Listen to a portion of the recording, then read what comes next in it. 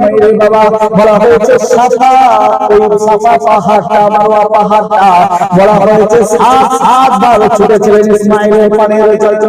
এক পর্যায়ে আমার আল্লাহ বললেন, ও হাজেরা, ও আমার বান্দি,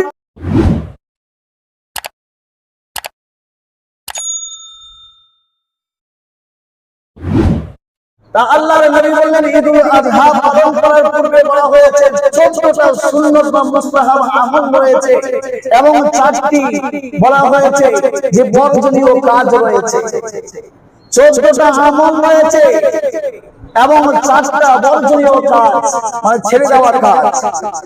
আল্লাহর নবী সর্বপ্রথম সাহাবাদেরকে নিয়ে আলোচনা করলেন যে তোমরা ঈদুল আযহার আগের দিন, তোমরা ঈদুল আযহার আগের দিন তোমরা করবে কি, যে 9 জিলহজ 9 তারিখ এবং 10 তারিখে রাত করবে।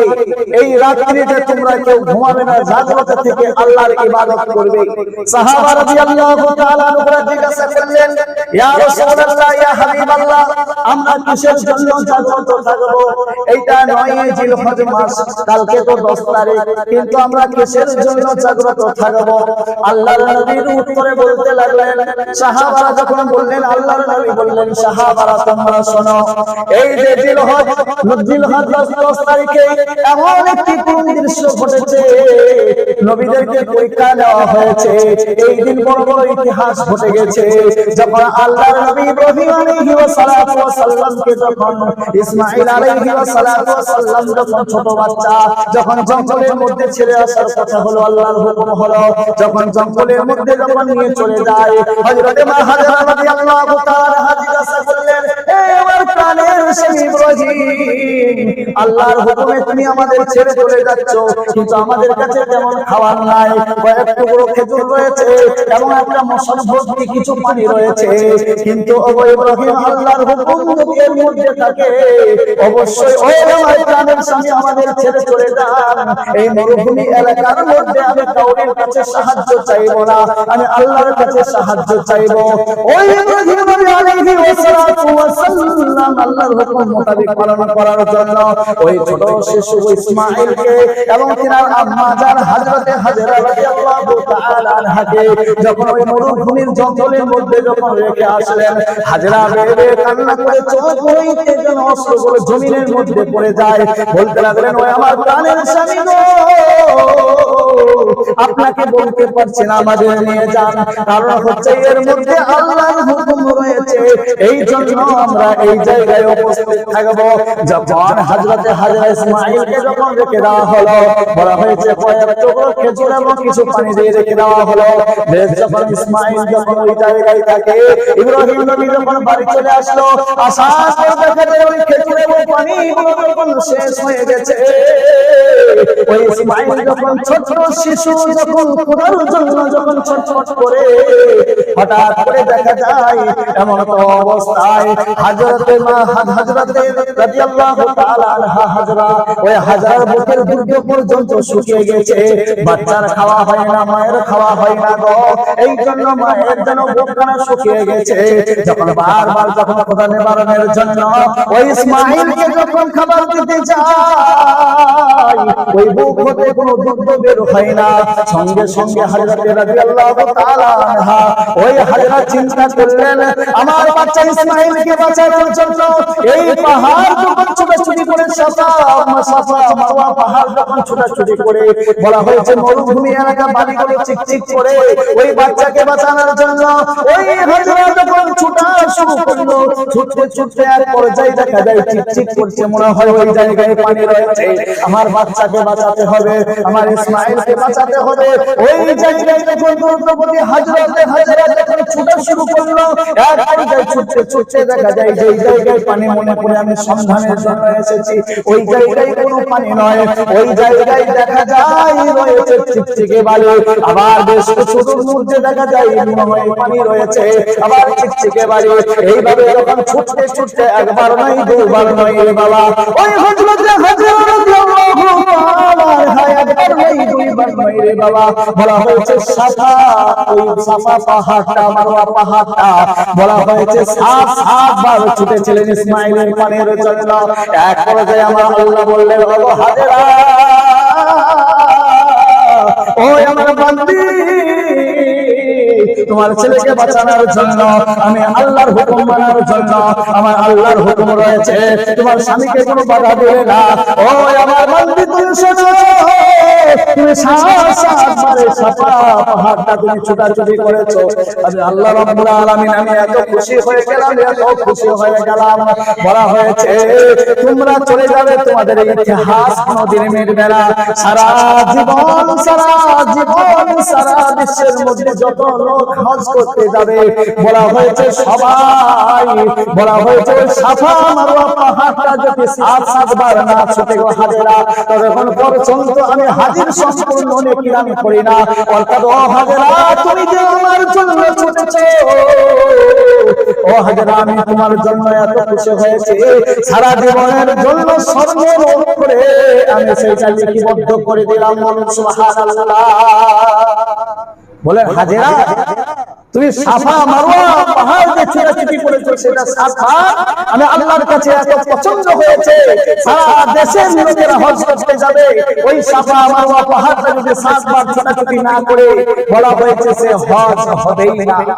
তারপরে আল্লাহ বললেন, ওই আমার বান্দা, তুমি চিন্তা করো না, তুমি পানির জন্য ছোটাছুটি করছিলে, কিন্তু তুমি আল্লাহর কুদরতে এই মুহূর্তে দেখে নাও, ওই ইসমাঈল আলাইহিস সালাম ছোট বাচ্চা পানির জন্য ছোটার জন্য যখন পাগল ছোটাছুটি করে, বলা হয়েছে ওই মুহূর্তে যখন ওই ইসমাঈলের পায়ের আঘাত জমিনের মধ্যে গোড়ালি দিয়ে যখন আঘাত হয়ে যায়, আল্লাহ বলতে লাগলেন, ওই জমিন তুমি শুনে না, আমার ইসমাঈলকে আমার হুকুম মোতাবেক ইব্রাহিম নবী রেখে চলে গেছে, এইখানে তার কার কেউ নাই, এইখানে তার মাথা তারপরে নিরুপায় হয়ে গেছে, এইখানে পানি দেওয়ার মতো কেউ নাই, খাবার দেওয়ার মতো কেউ নাই, এই জমিন তুমি শুনে নাও।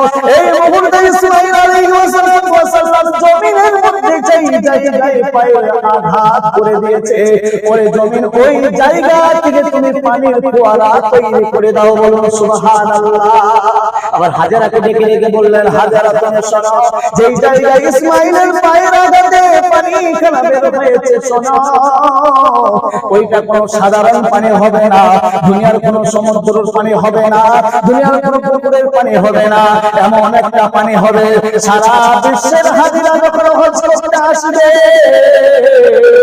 আর ওই আবে জমজমের কূপ হিসেবে পানি যখন গ্রহণ করবে, সঙ্গে সঙ্গে পানির বরকতে ইসমাঈলের পায়ের গোড়ালির আঘাতের কারণে বলা হয়েছে সমস্ত হাজিরা যে পানি পান করবে এবং দেশের যা হাজিরা পানি পান করবে, আবে জমজম পানি করতে পান করতে দেরি হয়, কিন্তু ইসমাঈলের বরকতে সমস্ত রোগ থেকে মুক্তি পেতে দেরি হয় না। বলুন সুবহানাল্লাহ। এত বরকতময়, তাই আল্লাহর নবী বলেছেন, যখন ঈদুল আযহা যখন আসবে, তার আগের দিন যখন 9 জিলহজ 10 তারিখ যখন পড়বে রাত্রি, তখন তোমরা জাগ্রত থাকো, কারণ হচ্ছে 10 তারিখ সামনে আসছে। ওই দিনে হাজেরাকে কবুল করেছেন, ইসমাঈলকে কবুল করেছেন, ইব্রাহিমকে কবুল করেছেন। না জানি ওই রাত্রি বেলায় যদি আপনি আমি যদি দোয়া করে থাকি, আপনাকে আমাকেও যদি কবুল করে নেয়, না জানি আপনার আমার ভাগ্য চাকা ঘুরে যাবে, আপনার আমার জীবনটা পাল্টিয়ে যাবে, আপনি আমি দুনিয়ার মুখে থেকে বেঁচে থেকে আপনি আমি জান্নাতের ঘ্রাণ পাবো, আর আপনি আমি পরকালে হাসতে হাসতে মরতে দেরি হবে, কিন্তু জান্নাত পেতে দেরি হবে না। বলুন সুবহানাল্লাহ। সেই জন্য আল্লাহর নবী বলেছেন, 14টা এরকম সুন্নাত মুস্তাহাব রয়েছে, আমল রয়েছে, যে ঈদের নামাজের পূর্বে এগুলো করতে হয়, আর এমন 4টি বর্জনীয় কাজ রয়েছে, সেগুলো ছাড়তে হয়। সর্বপ্রথম হচ্ছে যে ওই রাত্রি আপনাকে আমাকে জাগ্রত থাকতে হবে। নাম্বার 2 হচ্ছে আপনাকে আমাকে ফজরের সময় হলে নামাজের জন্য উঠতে হবে, কিন্তু আমরা তো ফজরের নামাজই করি না, উঠব কি করে? দুঃখ লাগে, কষ্ট লাগে। মসজিদে মুয়াজ্জিন আযানের ধ্বনি দিলে গোয়ালের মধ্যে গরুগুলো থাকতে চাই না, দরমা থেকে মুরগিগুলো বাঁধতে হাত দেয়। তাদের একটি কারণ হচ্ছে যে সকাল হয়ে যাচ্ছে, ফজরে আযান পড়ে গেছে, দরমার মধ্যে মুরগিগুলো ঘুমাতে পারে না। আর মুসলমান এমন একটি জাত, মুহররম জাত, যে তারা বিছানার মধ্যে আজান শোনার পরেও ঘুমিয়ে থাকে। পরিষ্কার বোঝা যায় যে ছাগল গরু মুরগির থেকে মুসলমানরা খারাপ, মুসলমানরা খারাপ, পরিষ্কার এইটাই বোঝা যায়। আল্লাহর নবী বলেছেন মুস্তাহাব সুন্নাত আমল হচ্ছে ফজরের আজানের সঙ্গে সঙ্গে উঠে ফজরের নামাজ আদায় করা। নাম্বার 3 হচ্ছে যে সকাল বেলায় সর্বপ্রথম নামাজের পরে আপনাকে আমাকে মিসওয়াক করতে হবে। বলা হয়েছে যে আপনি আমি বিরাস নিয়ে কলগেট দিয়ে যে আপনি আমি মুখ পরিষ্কার করে থাকি। আল্লাহর নবী বলেছেন কোন ব্যক্তি যদি মিসওয়াক দাঁত নিয়ে যদি কেউ পরিষ্কার করে থাকে, বলা হয়েছে কলগেটের মধ্যে যে বরকত রয়েছে, বলা হয়েছে মিসওয়াক দাঁতের মধ্যে তার থেকে হাজার হাজার গুণ রয়েছে। বিজ্ঞানীদের পদ্ধতিতে বলা হয়েছে যে সর্বপ্রথম নবীজি যেটা আবিষ্কার করেছেন বলে গেছেন কোন ব্যক্তি যদি মিসওয়াক দাঁত নিয়ে যদি দাঁতন করে সর্বপ্রথম বলা হয়েছে তার অকালে দাঁতগুলো নষ্ট হবে না। নাম্বার 2 হচ্ছে দাঁতের গোড়া মজবুত হয়ে যাবে। নাম্বার 3 হচ্ছে অনেক দিন পর্যন্ত সে কুরবানির গোশত খেতে পারবে। আর আমাদের এমন এমন মানুষ এসেছে দেখা যায় 40 বছর হতে দেরি হয়, দাঁতগুলো পড়তে দেরি হয়, চলে যায়। আপনার আমার ফ্যাশন। তাই আল্লাহর নবী বলেছেন তোমরা সকাল সকালে মিসওয়াক করবে। আর নাম্বার 4 হচ্ছে তোমরা সুন্দর করে তোমরা গোসল করবে। আমরা এখন পর্যন্ত মুসলমান গোসল করতেই জানি না, আমরা গোসল করতেই শিখলাম না।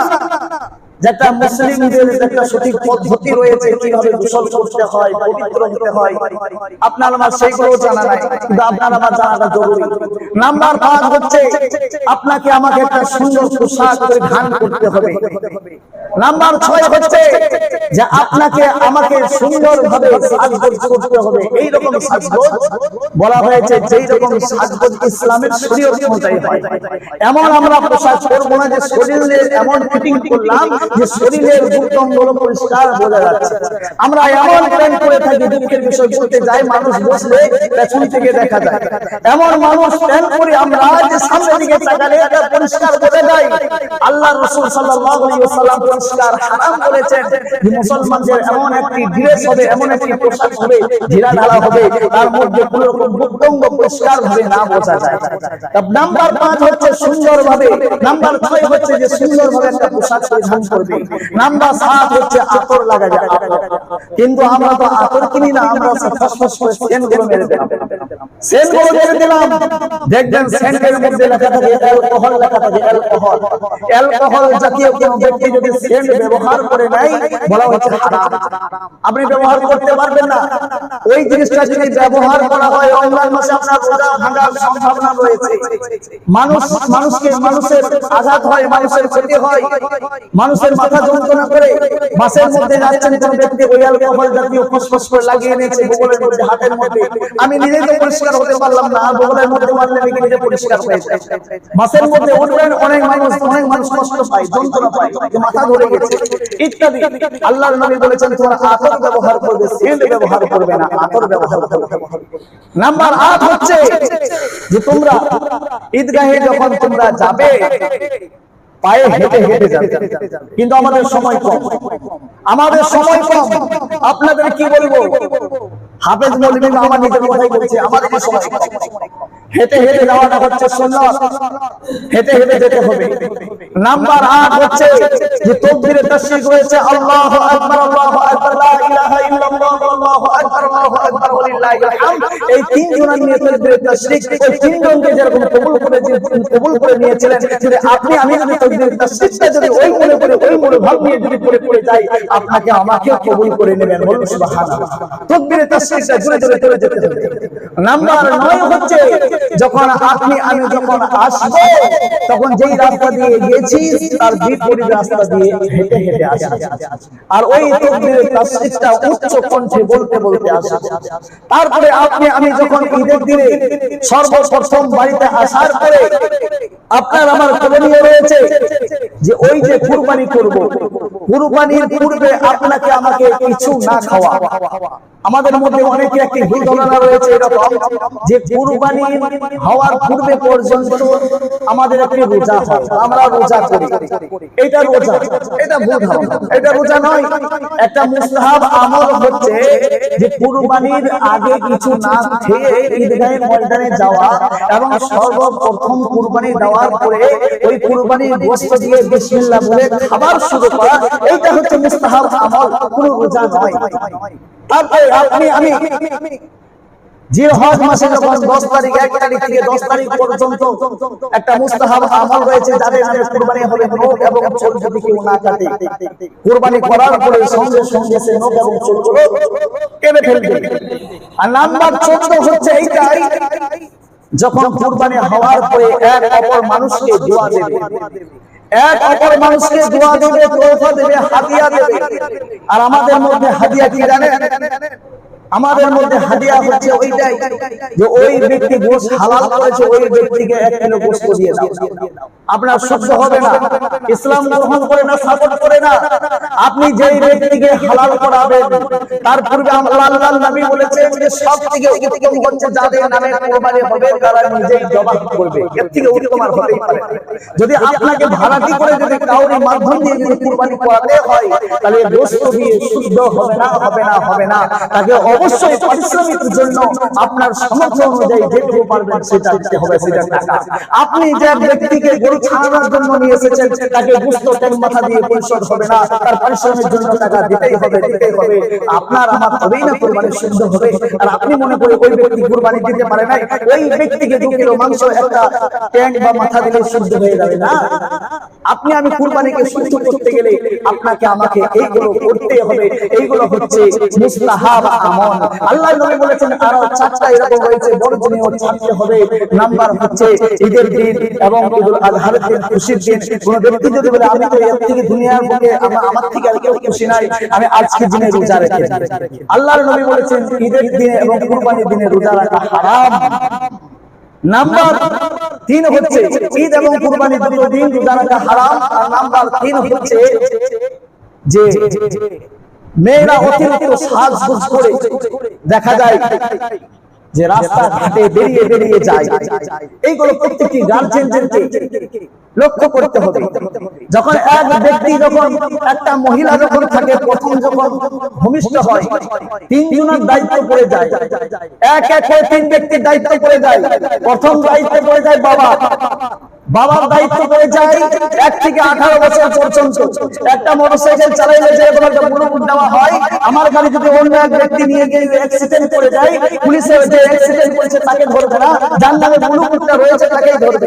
অনুরূপ ওই মহিলা যখন জন্মগ্রহণ করে 18 বছর পর্যন্ত ওই মেয়েটা যদি ভুল রাস্তায় চলাফেরা করে, ওই মেয়েটা যদি নোংরার মধ্যে ফেসে যায়, ওই মেয়েটা যদি গোপনে কারোর সঙ্গে প্রেম করে থাকে, বলা হয়েছে সম্পূর্ণ তার বাবা দায়ী হয়ে যাবে। তারপরে যখন ওই মেয়েটার যখন বিবাহ দিয়ে দেবে, ওই মেয়েটা যখন বিবাহ দিয়ে দেবে, স্বামীর ঘরে যখন চলে যাবে, বাবা তখন মুক্ত হয়ে যাবে। স্বামীর ঘরে থাকতে থাকতে, স্বামীর বিরত থাকতে থাকতে ওই মহিলা যদি অন্য কারোর সঙ্গে যদি প্রক্রিয়া করে, বলা হয়েছে সম্পূর্ণ তার স্বামী দায়িত্ব গ্রহণ করবে, তার ঘরে স্বামীর ঘরে গুনাহ চাপবে।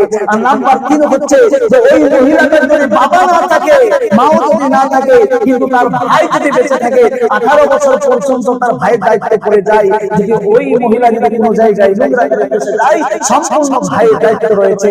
অর্থাৎ আপনাকে আমাকে চিন্তা করতে হবে যে মহিলারা সাজগোজ করে, আমাদের মহিলারা মা ও বোনরা এইভাবে ঘুরে বেড়ায়, এইগুলো সম্পূর্ণ আল্লাহর নবী বলেছেন এগুলো বর্জনীয় কাজ, এইগুলো করবে না। আর আপনাকে আমাকে ইসলাম আদর্শ শিক্ষা দেয় এইটাই যে এক ধর্ম অপর ধর্মকে আঘাত করো না। কারণ হচ্ছে যার যার ধর্ম অবশ্যই সে পালন করবে, কাউকে ধর্মের প্রতি তোমরা আঘাত করো না। ইসলাম ধর্ম কাউকে আঘাত করতে বলে নাই, ইসলাম ধর্ম প্রত্যেকটি ধর্মকে শ্রদ্ধা করার জন্য বলেছেন। তা আমাদের মধ্যে এমন কিছু আমরা মানুষ রয়েছে যে আমরা রাস্তা এলাকায়, আমরা যানবাহন এলাকায়, একটা পুকুর ঘাটে নিরিবিলি জায়গায় আমরা গরুকে হালাল করে দিলাম, সেই জায়গায় গায়ের কমের লোকেরা যাচ্ছে, সেই জায়গায় বিভিন্ন রকমের মানুষেরা যাচ্ছে, দেখে তারা নাকগুলোকে ছিটকাচ্ছে, তারা ঘৃণা করছে, তারা গালাগালি করছে। এমন ভাবে আপনি করবেন, ইসলাম আদর্শ দিচ্ছে যে আপনি এমন ভাবে করেন গোপনীয় ভাবে, রক্তগুলো আপনি আমি মাটির মধ্যে ঢেকে দেব, আপনি আমি গোবরগুলো মাটির মধ্যে ঢেকে দেবো, হাড়গুলো আপনি আমি যদি পারি বিক্রি করবো, নাহলে মাটির মধ্যে ঢেকে দেবো, চামড়াকে পরিষ্কার পরিচ্ছন্ন এটি মিসকিনদের জন্য আপনি আমি বিক্রি করে তাদের দান করে দেবো। এক কথায় পরিষ্কার পরিচ্ছন্ন হওয়ার জন্য আপনাকে আমাকে ইসলাম আদর্শ করেছেন। অর্থাৎ যদি আপনি আমি করে যাই, তাহলে আপনার আমার সৌন্দর্য হবে, আপনার আমার জন্য ধন্য হবে, এবং আপনার আমার জন্য ঈদুল আজহাটা সম্পূর্ণ পালন হবে। আল্লাহ রাব্বুল আলামিন আপনাকে আমাকে সকলকে এই ঈদগাহে যাওয়ার পূর্বে 14টি আমল এবং 4টি বর্জনীয় ছাড়ার কাজ, এই কাজগুলো থেকে আমাদের আমল করার এবং এই কাজগুলোর প্রতি আমাদের আমল করার তৌফিক দান করুন। আমিন। ওয়া আখিরু দাওয়ানা আলহামদুলিল্লাহি রাব্বিল আলামিন।